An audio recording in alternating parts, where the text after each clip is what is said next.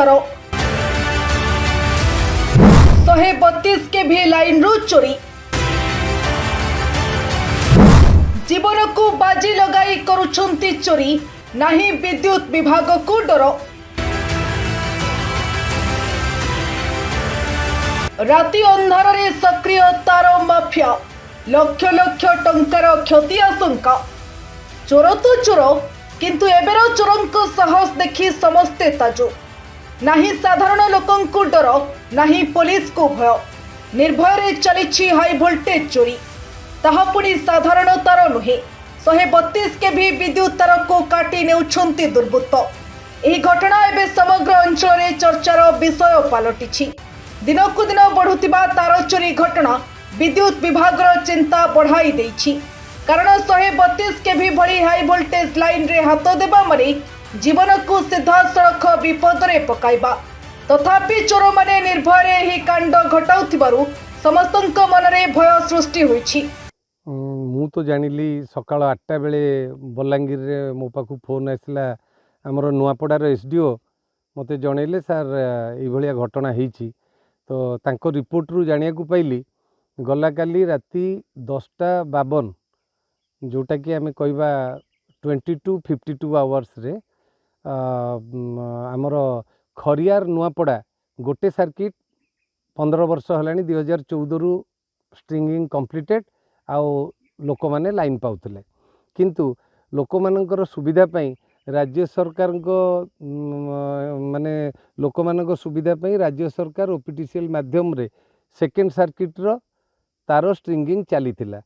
नुआपड़ारू खरियार पाखापाखी 72 kilometre out of that पाखापाखी 50 kilometre रो स्ट्रिंगिंग सरी जाइछि एई जगार जोठी टावर टी गली पड़ी तार लोकेशन होची 67 एवं 68 नंबर टावर पाखरे कौनसी मिसक्रेंट तार चोरी करने उद्देश्य रे टावर रे चढ़ी जोटा तार नुआ तार स्ट्रिंगिंग होउथिला से तार को काटी देइचंदी जेहेतु आमर तार टाणला बेले टेंशन रे थाए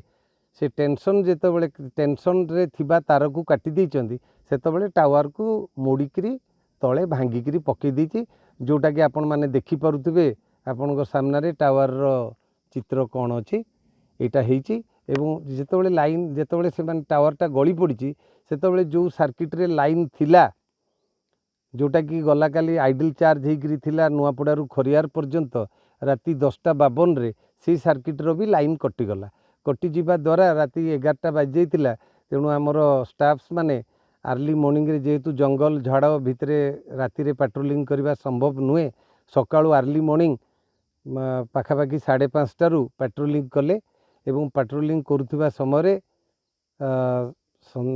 सकाळ 7:30 समय आमर मझे गोटे जगह अच्छी पेंड्राबन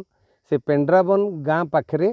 देखा पाइले जे 2टा टावर तले पड़ी एवं वर्तमान आम पुलिस स्टेशन रे एफआईआर देइचु आमर पुलिस कर्तृपक्ष वर्तमान इन्वेस्टिगेशन जारी रखिछन्ती। स्थानीय लोकंको कहबा अनुसार राति हेले सक्रिय होई जाउछि एही तार चोर गैंग सुनसान स्थान अंधारर सुजोग नहीं विद्युत तार को काटी नेउछन्ती दुर्बृत्त घटना परे विद्युत जोगाण व्यवस्था मध्य प्रभावित हेउथिबा सूचना मिलिछि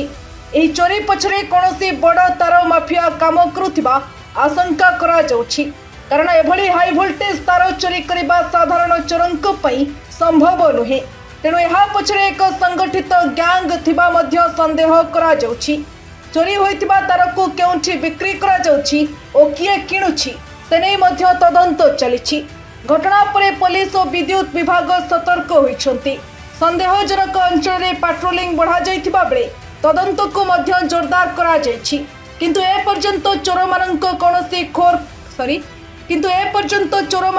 कोनोसी खोज खबर मिले नाही। ब्यूरो रिपोर्ट ओडिशा हलचल।